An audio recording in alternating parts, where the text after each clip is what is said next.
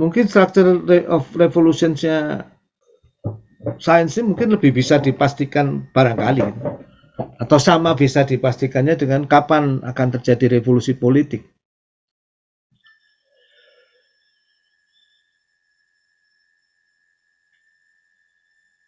Ya misalnya revolusi Kopernikus atau Principia Newton. Ya. Nah, ini strukturnya kalau menurut Thomas Kuhn seperti ini. Jadi setiap sains itu menurut Thomas Kuhn ada tahap pre-paradigm ya. Orang masih mencari awal bentuknya. Terus metodologinya dan lain-lain ya.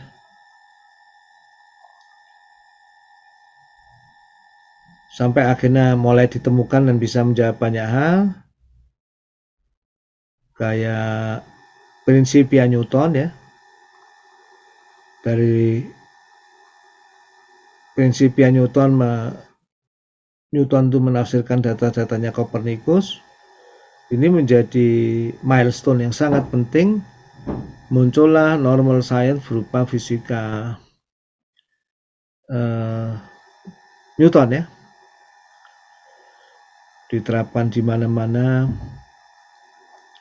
berkembang menjadi fisika Lagrangian, mekanika benda langit dan whatever ya. Nah, kemudian step 3 mulai ada anomali yang menggoncangkan normal science. Misalnya salah satunya ya, eksperimen Michelson-Morley. Tidak hanya itu ya. Ada anomali lain. Ada gerakan planet yang nggak bisa ditafsirkan juga, yang nanti hanya bisa ditafsirkan dengan relativitas Einstein. Nah, anomali yang ketika sudah terjadi anomali dan anomali ini memfalsifikasi prediksi-prediksi normal science ya, dengan cara yang terus-menerus dan tidak ada cara normal science untuk menjelaskannya, muncul krisis ya. Nah, krisis ini para ilmuwan biasanya menawarkan scientific teori baru. Yang menarik misalnya teori atom ya. Mulai teori atom Rutherford, terus nanti Niels Bohr ya, dan seterusnya ya. Nah, ketika muncul teori-teori baru ini akhirnya terjadi scientific revolution ya. Ketika teori baru ini sudah bisa menjawab anomali dan dia bisa menjawab semua prediksi dari teori yang lama. Dan kemudian ini menjadi normal science yang baru. Dengan paradigma baru, dengan cara memandang dunia yang baru.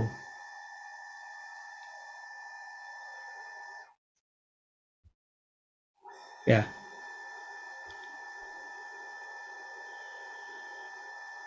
Nah, kalau menurut Thomas Kuhn, fakta-fakta saintifik itu tidak memungkinkan ada dua paradigma sekaligus ya. Jadi kalau satu menang, satu kalah.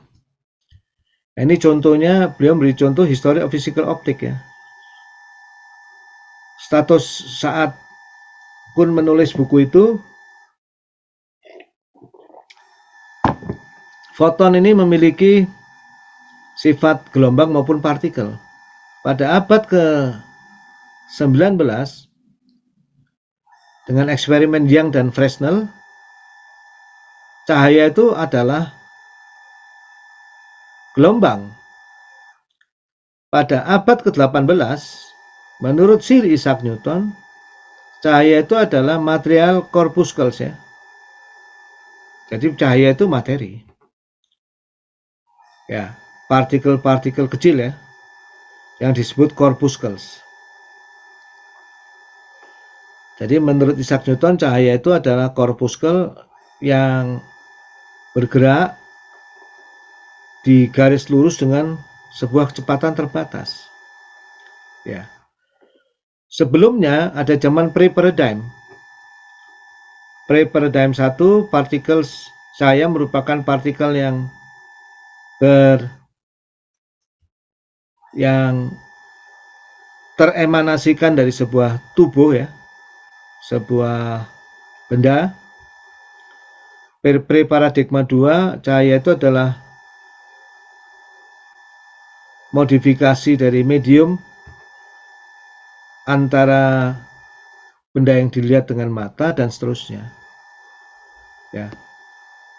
Nah, jadi ini sains normalnya berubah. Abad 18 itu cahaya adalah materi. Abad 19 cahaya adalah gelombang. Ya, current status itu sekaligus gelombang, sekaligus partikel.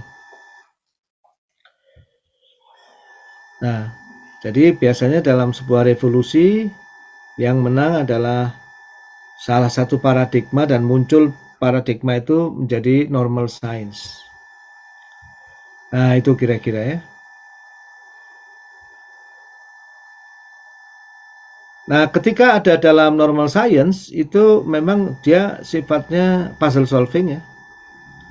Dengan normal science yang ada itu dia ingin karena setelah dari revolusi masuk ke normal science banyak hal ingin dipecahkan dengan itu.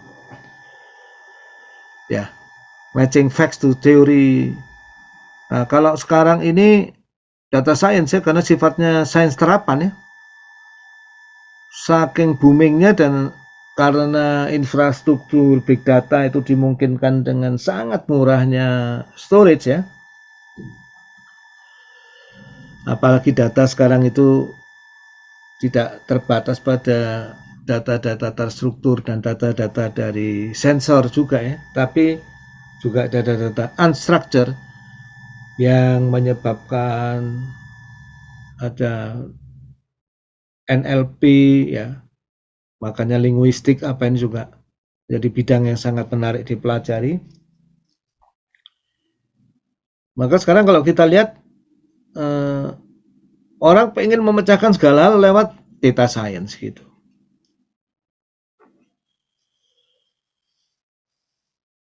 Ya.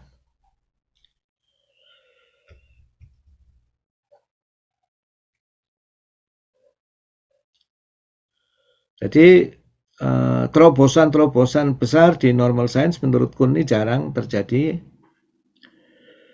Tapi ketika anomali terjadi, ya teori paradigma itu tidak bisa menjelaskan fakta, data-data yang teramati, yang terkumpulkan dari fakta-fakta atau eksperimen. Nah, contohnya ya,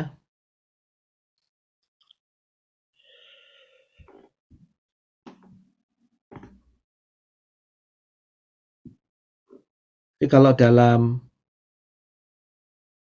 menurut para pengikut Ptolemeus ini ada teka-teki yang nggak terpecahkan ya antara observasi dan teori, antara data empiris dan teori. Nah, itu diambil sebagai Kopernikus sebagai titik mula. Kalau kita balik pandangannya bahwa matahari lah yang menjadi pusat dari semesta, gitu.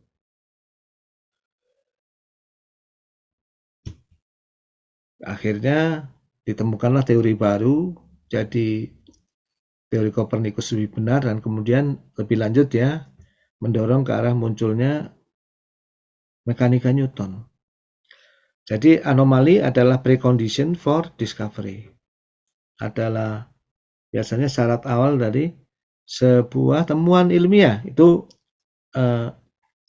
kisah kun tentang sejarah sains ya.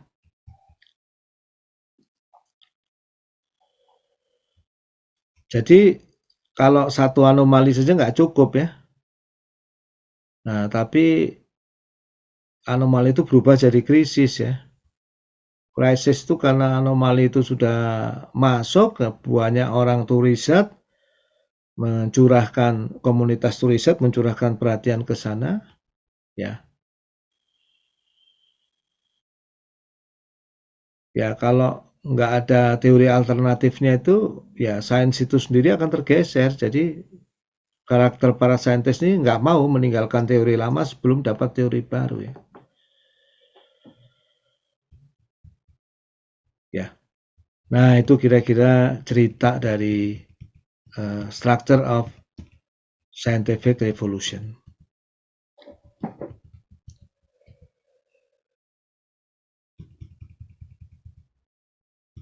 Silahkan nanti ini bisa di